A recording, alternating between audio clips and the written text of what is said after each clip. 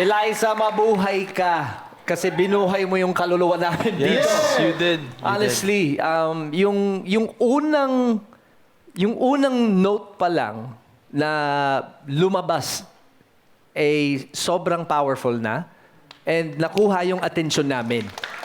Especially yung audience actually, it was impactful yung performance mo. Alam mo yung Encantadia, di ba? Opo. Yung komento ng... Yun nga.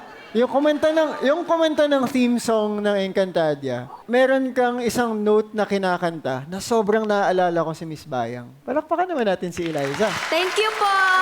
Yun, nakuha mo ang magkabilaang dulo ng coaches, Eliza. So mamili ka na lang, kaliwat kanan o ano? Oo, ano? It's your choice! It's your choice, Eliza. Ikaw na mag-decide, Eliza. Sino Ikaw na yung pipiliin mo? mag-decide. Ang pipiliin ko pong coach, alam ko na maiaabot po niya ako sa grand finals po.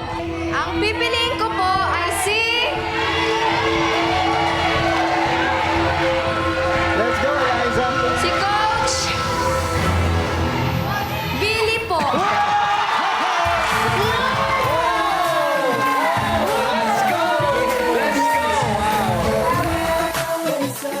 Congratulations. Salamat po.